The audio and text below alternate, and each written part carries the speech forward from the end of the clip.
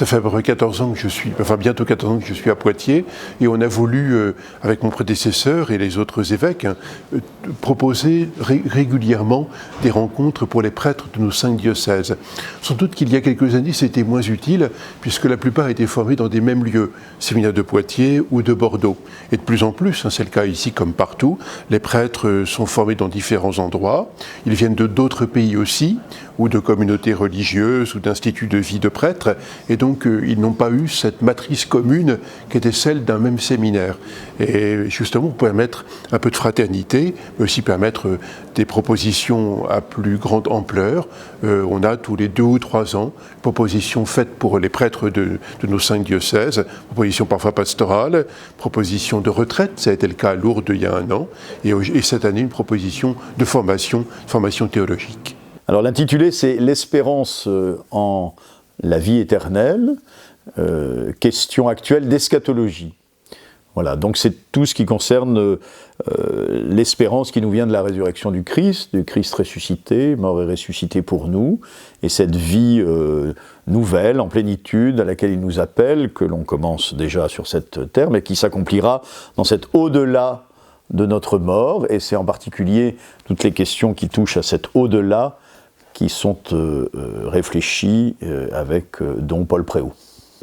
Les prêtres, comme tout un chacun et comme tous les hommes sur la terre, on est marqué aussi par le mystère de la mort de nos proches, la mort de ceux qu'on accompagne, mais aussi notre propre mort. Nous vieillissons et un jour nous savons que nous passerons, et forcément on peut avoir face à ce mystère une inquiétude, une angoisse, un doute. Et c'est bon, j'espère que cette session n'apportera pas certainement, c'est pas une session, pas une retraite, c'est vraiment une session de réflexion, mais apportant un affermissement dans l'espérance, et surtout le sens que penser à la vie éternelle ne nous désengage pas de notre tâche ici-bas, mais au contraire nous donne un élan nouveau pour nous engager auprès de ceux qui nous sont proches, et nous engager spécialement dans la charité, dans la solidarité avec ceux qui sont peut-être plus démunis, plus pauvres.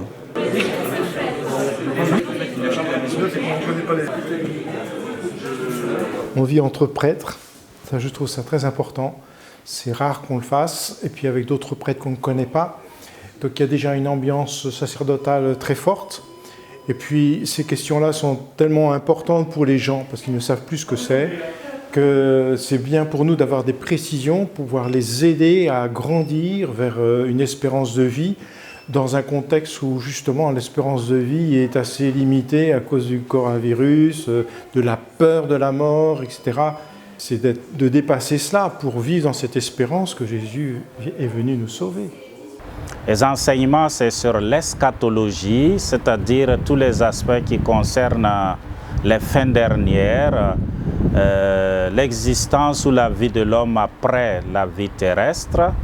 Et cela nous consolide et confirme en nous l'enseignement de l'Église pour qu'à notre tour nous puissions être les porteurs de la parole d'espérance, de la parole de vie et d'amour que le Seigneur nous donne.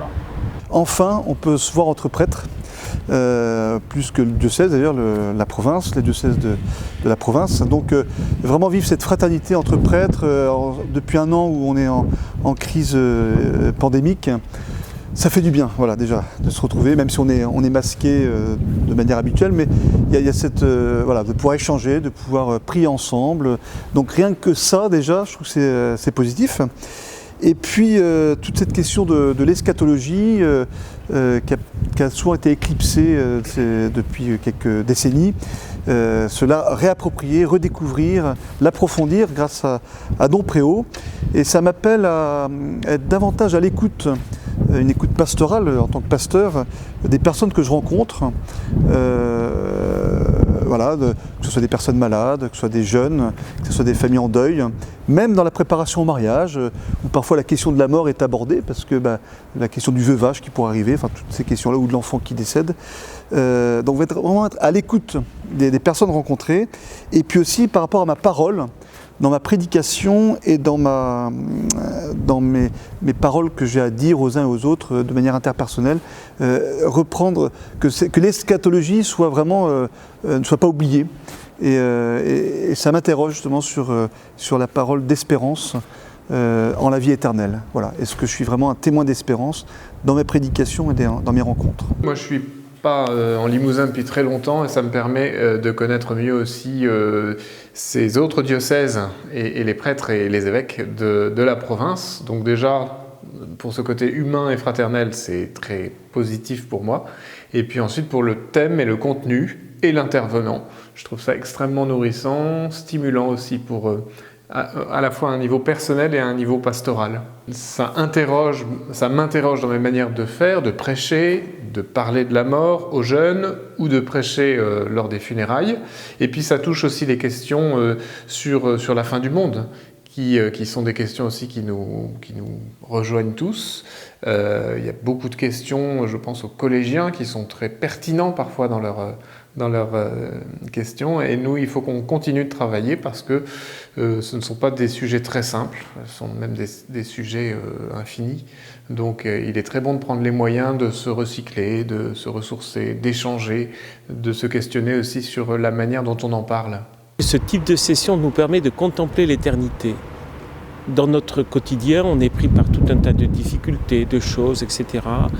Et on oublie que finalement, notre destinée historique, c'est l'avenir et le devenir.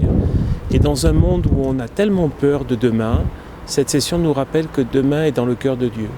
Alors c'est aussi tout à fait sympathique de se retrouver avec les prêtres, avec les évêques, avec les uns et les autres. Et ça nous permet de comprendre qu'ensemble, nous progressons, nous cherchons, nous essayons de nous adapter pour mieux être des pasteurs, selon le cœur de Dieu. Alors on n'est pas parfait, mais on essaye d'avancer à la suite du bon Dieu. Écoutez, cette session-là que nous avons choisi de vivre en province, c'est pour moi véritablement une grande respiration. Je trouve que ça fait un bien fou, d'abord de se retrouver, de prendre un petit peu de recul. Là, on est vraiment Charente-Maritime, donc on est vraiment ailleurs. Et puis ensuite, avec le thème qui pourrait paraître peut-être un petit peu lourd, les fins dernières, et qui en fait, quand on reprend effectivement la révélation, quand on reprend ce qui nous est proposé, je crois que ça nous donne une vision heureuse, j'allais dire bien heureuse, non pas simplement de ce qui va arriver plus tard, mais de ce que nous avons à vivre aujourd'hui. Je trouve que c'est vraiment très dynamisant, je trouve que c'est une très très belle session, et je suis très heureux de le vivre avec quelques prêtres du diocèse. Cette question est déterminante et je crois que le prédicateur, dont Paul Préau, a bien raison de nous rappeler qu'il faut absolument en parler davantage parce qu'il n'y a pas de vent favorable pour ceux qui ne savent pas où ils vont et on a parfois un petit peu le nez dans le guidon et je crois qu'en regardant plus loin, plus haut, véritablement, ça nous donne effectivement de comprendre pourquoi parfois ça rame, pourquoi on galère, et qu'en même temps, ça nous donne un élan. Je crois que c'est une session de fin dernière, c'est une session sur l'espérance. Il en parle beaucoup, parce que c'est espérer ce que nous voyons un petit peu, mais que nous n'appréhendons pas dans la réalité totale de ce que nous verrons. Donc je crois que c'est véritablement important, et je crois que l'interpellation est forte. Est-ce que nous, évêques, les prêtres, j'allais ajouter les catéchistes et tous ceux qui ont une charge, pastorale, est-ce que nous parlons suffisamment des fins dernières, du paradis, pourquoi pas de l'enfer, du purgatoire, de ce pourquoi nous sommes faits, de ce pourquoi nous sommes appelés? Je crois que on fonctionne souvent un peu trop à court terme. Alors, un peu d'élévation de l'âme, j'allais dire. On le sait, on le fait, mais il ne faut pas que ce soit simplement à la Toussaint qu'il faut en parler.